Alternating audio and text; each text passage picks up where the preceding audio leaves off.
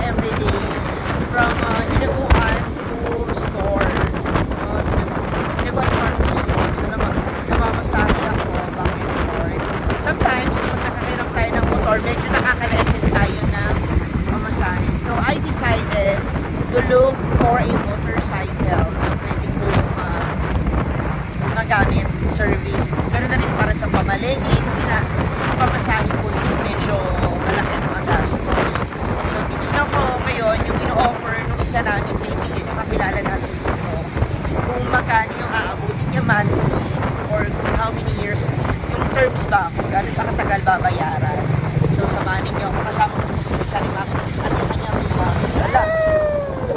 Awit ka ba? Akala ko sa akin pero sila po kasi yung naglalambing. So samahan ninyo kami punta namin yung motorcycle. Hi! Ito ba yon? Alin? Natutulog siya. Pa-store mo muna. Gusto ko automatic. Gagmay lang.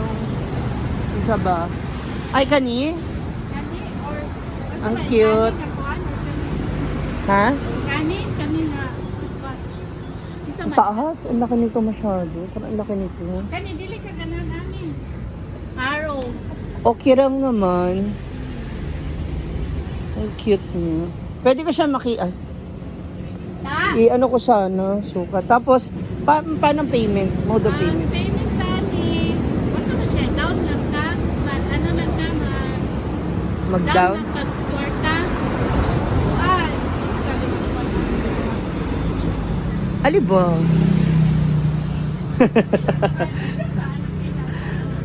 Ito ba yung sinasabi mo?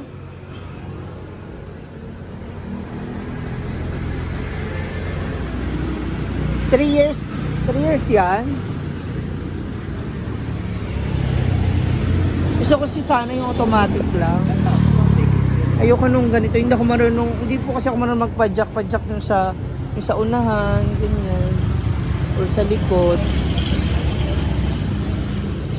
Mukhang cute siya. Gusto ko siya makita. Masukat ba? Kung kakayanin ko. Ang brand niya, Arrow.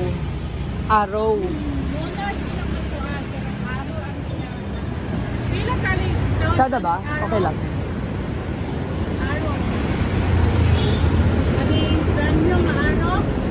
Okay ba siya? 3,000 ka po na dyan.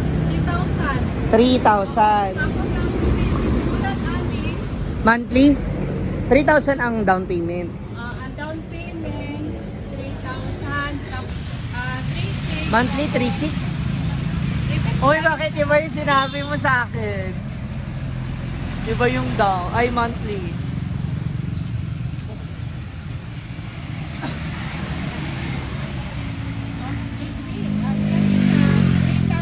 Tapos ang milk monthly 3,600, rebits 200. Oh.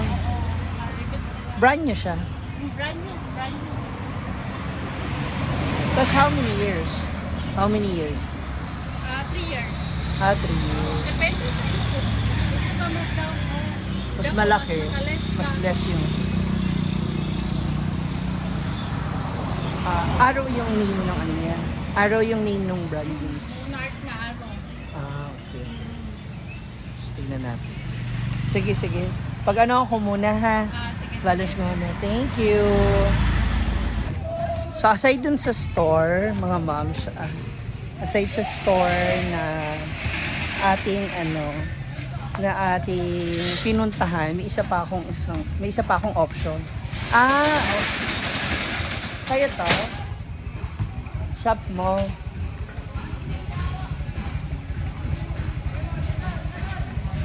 Wala siya. Hi po. Hapon. Tayong hapon. Ito yun. Okay. Kasi, tinetest ko, tingnan ko yung ano. Ayan, oo. Sakto lang siya. May music siya. Ito yung motor na ina-offer sa akin. So, actually, feeling ko kaya ko siya. Sakto na siya. maganda pa naman yung upuan and all. Tapos meron siyang sariling shop. So if ever na may problem yung ating motor, pwedeng sa kanya na rin tayo din magsabi.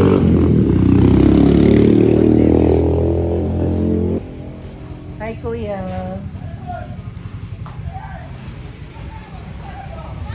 Ito yung isa. Pila. Ano pa pala siya? Magkano yung ganito? Yun na yan? Yan na yan. Yun na. Tapos, saan ako pwede magparehistro niyan? Hindi ko kasi alam. So, yung tungkol sa pagpaparehistro, pwede naman, malapit na naman dito yan na? Okay. So, hindi naman malaki ang license. Okay. Tsaka yung license, syempre kailangan ko rin kumuha ng lisensya. For security purposes lang din, for legality lang po. No? Actually, ganito hindi na drive ko. Pero, Yamaha ata yun. Or I click din. Oh, tsaka mas gusto kasi medyo mababa. Kaya lang ng legs ko. Ano yung isa? Click. Ito. Yung I. So, ito yung 39? 39. Saka yung isa is 49 yun. Mas ano yun? Mas mahal.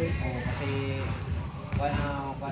digital na yung mga Digital na yun. yung video. Okay.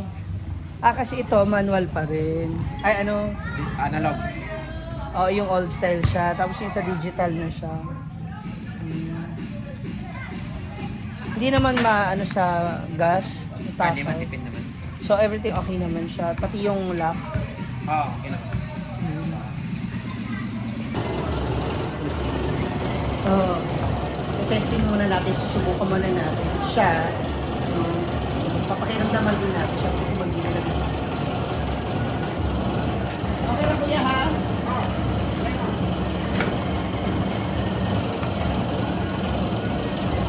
Ayun, gusto ko magaan lang siya.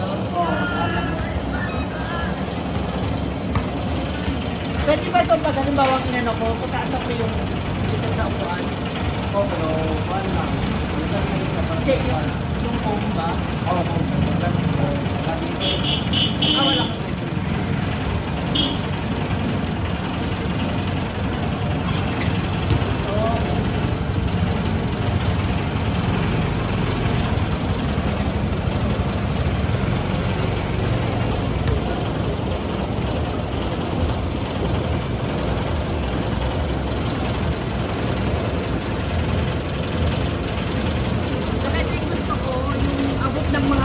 Abot ng mga paa ko yung lupa. Bakit ako nagbabike? Kasi kapag mataas masyado, nahihirapan ako. Hindi naman ako professional. Hindi mo talaga yung last.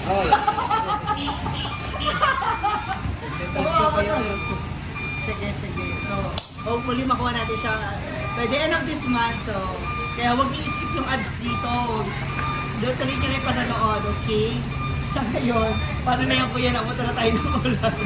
Saan tayo na tayo rito? Pasok mo na yung motor mo. Dali, ulit yan.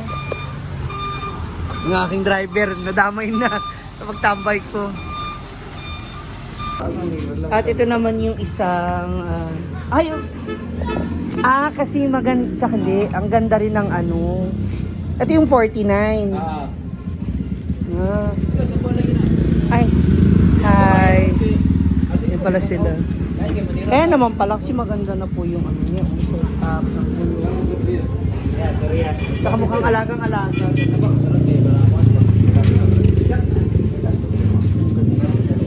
So, di yung 49. Maganda rin siya.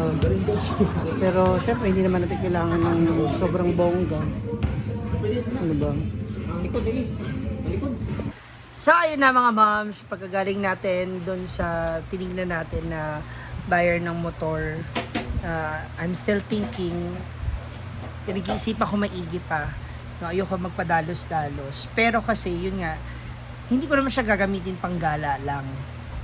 No, gagamitin ko siya papasok sa store, pamamalengke. So para, kasi magkano po yung from store to palengke is 60 pesos, 30 pesos. So, ang routine ko kasi, sa umaga from here, dadaan muna ako ng church para magtirik ng kandila, para makapagdasal muna ako bago ko simulan ang lahat ng trabaho the whole day. Then after that, ako kasi namamalengke para ba ma-budget ko yung pera na magkano yung halaga, kung gaano karami. Kung minsan ako rin yung nagka-cut. Ayun.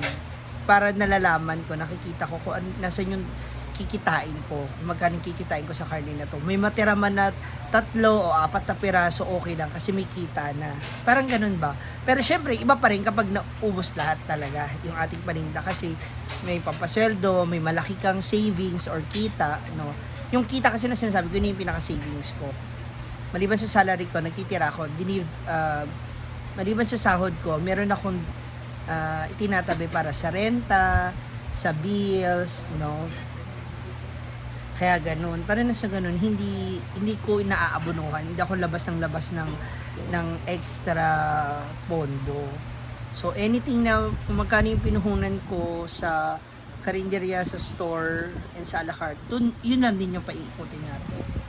Well, anyway, ayun nga. So, nag-iisipan ko pa talaga ng husto kung ano magiging desisyon ko dun sa motor. Kasi, ano siya, 49,000 siya abutin. Yun yung last tawad daw. Sabi ko, ano ba yan? Wala, di ba 45? Sabi ko bang ganon? Baka kaya rin ng 45. Na anyway, yun nga, yung pinag-iisip ako para na sa ganon, at least may service. Kasi kung kukumpute mo yung pamasahe ko for the whole month, malaki-laki rin. So, iba pa yung kung saan ako pupunta, no? At least I have my own meron ako sariling gamit. Magamit ko siya for 1 year, feeling ko makakabawi na rin ako. Kasi sa isang buwan, sabihin mo na yung pamasahe na mauubos ko mga nasa 1.5, iba pa yung sarili kong lakad, 'di ba? Kung minsan kasi pag ang ginagawa ko kapag from farm punta ako ng simbahan, syempre hintayin ako ng driver. From church, dadaan ako ng palengke, papunta ako ng store. Tapos pag pauwi, store to palengke, hindi. Sa palengke lang pala ako sa hapon lang pala ako nagpapalengke. So, from store to palengke, balik sa store, then uwi sa farm.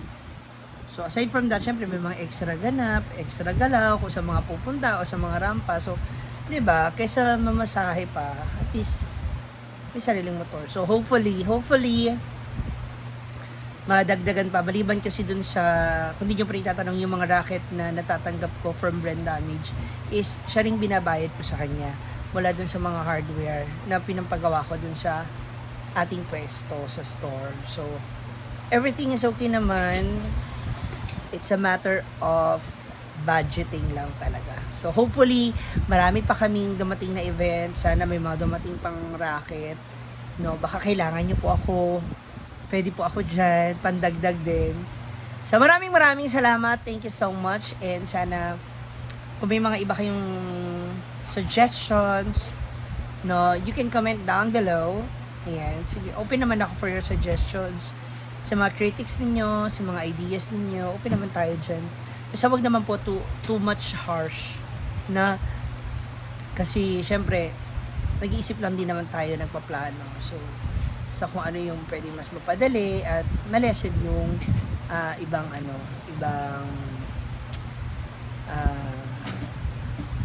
hassle, no, sa ginagawa araw-araw. So maraming salamat. God bless you all. Thank you so much mga mama sa panonood. I love you.